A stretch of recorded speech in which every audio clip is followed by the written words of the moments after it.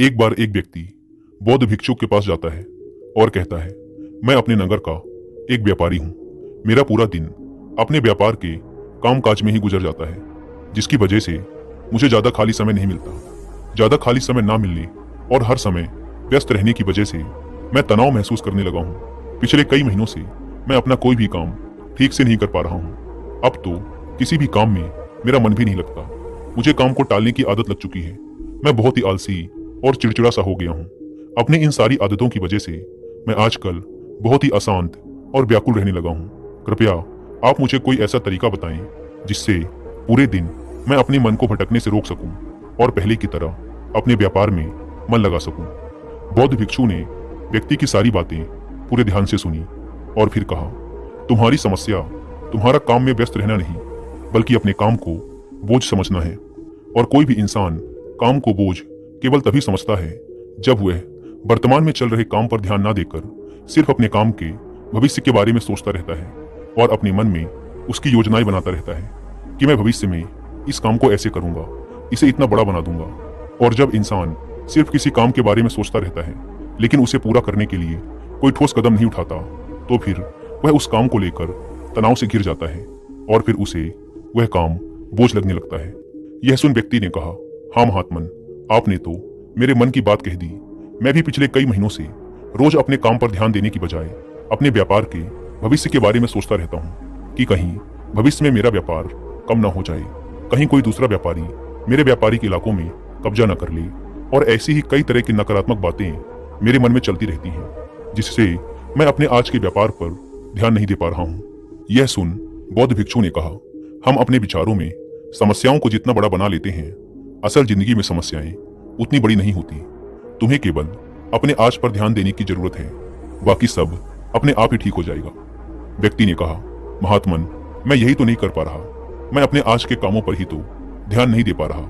मैंने बहुत कोशिश की, लेकिन मैं हर बार भटक जाता हूँ। मैं अतीत में की हुई गलतियों पर पश्चाताप करने लगता हूँ, भविष्य की योजनाएं बनाने लगता हूँ और फिर मेरा मन अशांत हो जाता है। आप मुझे कोई ऐसे तरीके बताएं जिससे मैं आज पर ध्यान केंद्रित कर सकूं, लेकिन मैं लंबे समय तक ध्यान योग इत्यादि नहीं कर सकता और ना ही कोई बड़ी साधना कर सकता। इसीलिए आप मुझे कोई आसान तरीका ही बताएं। बौद्ध भिक्षु ने कहा, ठीक है, आज मैं तुम्हें 10 ऐसे छोटे छोटे तरीके बताने जा रहा हूँ जिन्हें तुम अपने रोज के कामों के साथ भी कर सकते हो। ये तरीके सुनने में तो बहुत छोटे लगते हैं, लेकिन अगर तुमने पूरी दृढ़ता के साथ इनका पालन किया तो सिर्फ कुछ दिनों में ही तुम्हें इनके सकारात्मक परिणाम दिखने शुरू हो जाएंगे और तुम अपने वर्तमान के कामों को ज्यादा ध्यानपूर्वक कर पाओगे। व्यक्ति ने कहा, जी महात्मन, आप मुझे वो 10 तरीके बताएं, मैं जरूर उनका पालन करूंगा। बौद्ध भिक्षु ने कहना शुरू किया, पहला तरीका है ध्यानपूर्वक भोजन करो। ज्यादातर लोग भोजन करते समय भोजन करने पर ध्यान नहीं देते, बल्कि उनका ध्यान तो किसी से बातें करने, किसी पुराने विचार में खोए रहने या फिर कुछ देखने में होता है, जिससे उनका मन भोजन करने के दौरान भी अशांत रहता है। जबकि हमें भोजन की थाली आने के साथ ही उसकी सुगंध, थाली में कौन सा भोजन परोसा गया है, भोजन देखने में कैसा है, इन सब का पूरे ध्यानपूर्वक निरीक्षण करना चाहिए और मन ही मन भोजन बनाने वाले और उस भोजन को उगाने वाले का धन्यवाद प्रकट करना चाहिए। हर एक निवाले के साथ भोजन के स्वाद का आनंद लेना चाहिए, ना कि सिर्फ पहले निवाले का। अगर तुम पूरे प्रेम के साथ ध्यानपूर्वक भोजन को ग्रहण करते हो तो भोजन के खत्म होने तक तुम्हारा मन एकदम शांत हो जाएगा और तुम अंदर से आनंद महसूस करोगे। और यही कारण है कि पुराने भारतीय समाज में मौन रहकर भोजन करने की परंपरा रही है, क्योंकि मौन होकर ध्यानपूर्वक भोजन करना भी ध्यान करने का एक तरीका है। और न केवल भोजन करते समय, बल्कि अगर तुम रोजमर्रा के अन्य कामों को भी, जैसे कि चलना, नहाना, सफाई करना इत्यादि को भी ध्यानपूर्वक करते हो तो तुम पूरे दिन खुशी और आनंद से भरे रहोगे। बौद्ध भिक्षु ने कहा, दूसरा तरीका है अपनी सांसों पर ध्यान दो। सांस प्राकृतिक रूप से चलने वाली एक स्वाभाविक और लयबद्ध प्रक्रिया है। जब हम अपनी आती जाती सांसों पर ध्यान देते हैं तो यह हमें हमारे दिमाग से निकालकर शरीर में ले जाती है। परिणाम स्वरूप हम अपने विचारों की उलझन, भय और चिंताओं से मुक्त हो जाते हैं और यह काम तुम किसी भी समय कर सकते हो। बुद्ध के द्वारा बताई गई विपासना ध्यान विधि में भी अपनी आती जाती सांसों पर ध्यान केंद्रित करने के लिए ही कहा गया है। जब भी तुम तनावग्रस्त हो जाओ या खुद को विचारों में उलझा हुआ पाओ तो तुरंत अपना ध्यान अपनी आती जाती सांसों की तरफ मोड़ दो। कुछ ही पलों बाद तुम महसूस करोगे कि तुम शांत होते जा रहे हो। तुम्हारी सारी उलझनें, सारा तनाव गायब हो गया है। और अगर तुम लंबे समय तक अपने सांसों पर ध्यान केंद्रित करने की आदत डाल लेते हो तो तुम खराब से खराब परिस्थितियों में भी खुद को शांत रख पाओगे और अपने वर्तमान के कामों पर ज्यादा लंबे समय तक ध्यान केंद्रित कर पाओगे। सांसों पर ध्यान देना हमें याद दिलाता है कि हम कौन हैं। हमें आभास होता है कि हम वो विचार नहीं हैं जो अभी हमारे अंदर चल रहा है, बल्कि हम तो इससे अलग हैं, इससे ऊपर हैं। दोस्तों, हम केवल अपनी सांसों पर ध्यान देकर बहुत से नए आयामों की खोज कर सकते हैं। हमारे पूर्वजों ने इस पर बहुत काम किया था कि कैसे हम केवल अपनी सांसों पर नियंत्रण रखकर ऐसी ऐसी चीजें कर सकते हैं जो साधारण इंसानी जीवन से परे है। हम अपनी सांसों पर ध्यान देकर खुद को ऐसी स्थिति में ला सकते हैं कि जीवन में आने वाला कोई भी उतार चढ़ाव हमें परेशान नहीं कर सकता। बौद्ध भिक्षु ने व्यक्ति से कहा, तीसरा तरीका है अपनी इंद्रियों से जुड़ो। हमारी 5 इंद्रियां, नाक, त्वचा, जिह्वा, कान और आंखें हमारे शरीर के प्रवेश द्वार हैं। लेकिन जब हम विचारों में खोए रहते हैं तो हम अपनी इंद्रियों को अनुभव नहीं कर पाते कि हमारे आसपास क्या चल रहा है, कैसी सुगंध है, कैसी ध्वनियां आ रही हैं, जब तक कि ये सारी चीजें इतनी प्रबल ना हो कि ये हमारा ध्यान अपनी ओर खींच ले। हम बस बेहोशी में जिए चले जा रहे हैं। इसीलिए अपने आसपास की चीजों को ठहर कर ध्यान से देखने की आदत डालो। जैसे अपने शरीर से टकराती ठंडी हवा को महसूस करो, बगीचे में खिले रंग बिरंगे फूलों पर ध्यान दो, उनकी खूबसूरती को निहारो, पक्षियों की आवाजों पर ध्यान दो, उगते और डूबते सूरज को कुछ देर ठहर कर देखो। ये सारी छोटी छोटी चीजें तुम्हें तुम्हारे वर्तमान से जोड़ेंगी। अगर तुम अपने जीवन में शांति और आनंद का अनुभव करना चाहते हो तो तुम्हें अपनी आसपास की चीजों पर ध्यान देना होगा। तुम्हें कुछ पल ठहर कर उन्हें प्रेम पूर्वक देखना और महसूस करना होगा। बौद्ध भिक्षु ने कहा, चौथा तरीका है अपने मन में उठने वाली नकारात्मक भावनाओं का निरीक्षण करो। परेशान, निराशा या क्रोधित होना हम इंसानों में आम बात है, लेकिन हमें चाहिए कि हम ऐसी भावनाओं के बहाव में ना बहें, बल्कि जब भी हमारे अंदर किसी भी प्रकार की नकारात्मक भावना उठे तब हमें इन भावनाओं पर ध्यान देना चाहिए। जैसे कि जब तुम्हें गुस्सा आए या कुछ गलत करने का मन करे तो कुछ देर ठहर कर देखो कि उस समय तुम्हारे अंदर कैसे विचार उठ रहे हैं। कुछ देर में तुम महसूस करोगे कि तुम वो विचार नहीं हो, तुम उनसे अलग हो। तुम उन्हें देखते रहो और कुछ ही देर में वो सारे नकारात्मक विचार गायब हो जाएंगे। और अगर तुम हर बार ऐसा ही करते हो तो तुम तुम्हारी भावनाओं पर नियंत्रण करना सीख जाओगे। भिक्षु ने कहा, पांचवा तरीका, अपने मन में उठने वाले हर विचार पर भरोसा मत करो। हमारा मन हर समय अनुमान और धारणाएं बनाता रहता है जो कि सच नहीं होती।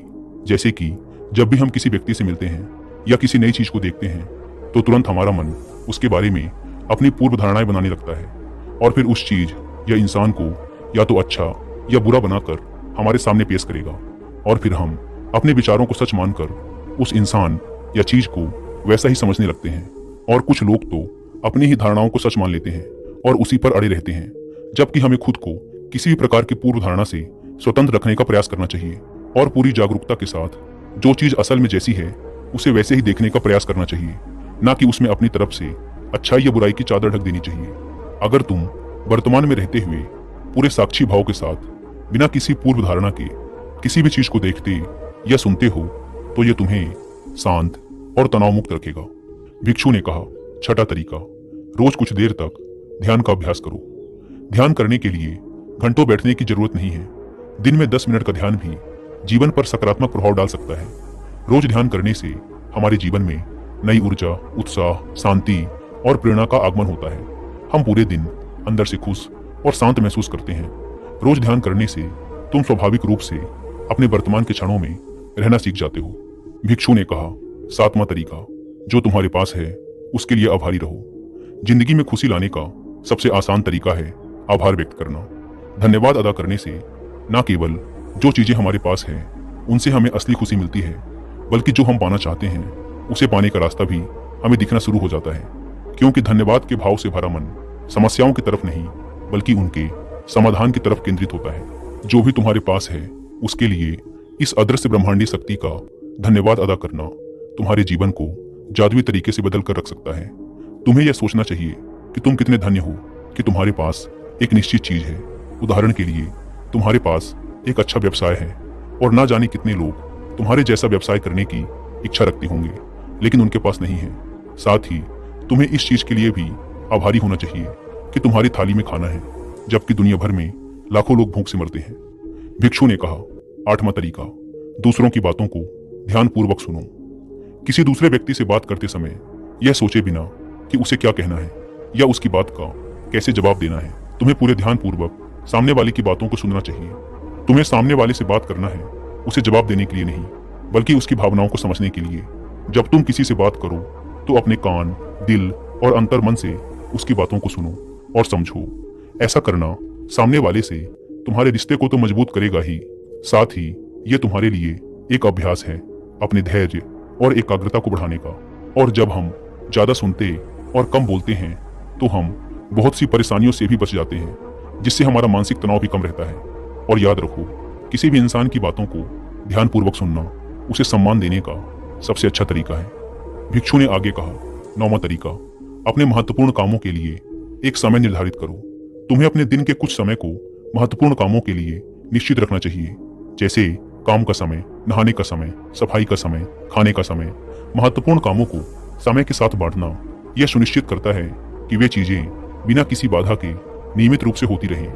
दिन के सही समय पर सही काम को करना हमारे जीवन में अनुशासन लाता है और अनुशासन से जीवन में शांति और खुशी आती है। भिक्षु ने कहा, 10वां और अंतिम तरीका, अपने रोजमर्रा के कामों में जागरूकता लाने का प्रयास करो।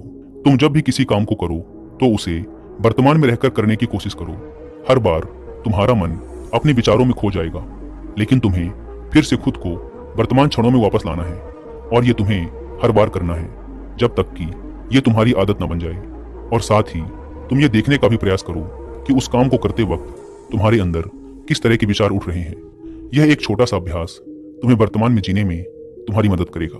भिक्षु ने आगे कहा, शांति और आनंद कोई घटना नहीं है, बल्कि ये एक प्रक्रिया है जो हमारे जीवन के साथ साथ चलती है, अगर हम जागरूक रहकर जीना सीख जाते हैं। इतना कहकर बौद्ध भिक्षु मौन हो गए और वह व्यापारी उनका धन्यवाद करते हुए वहां से चला गया। दोस्तों, उम्मीद करता हूं कि आपको यह वीडियो जरूर पसंद आई होगी।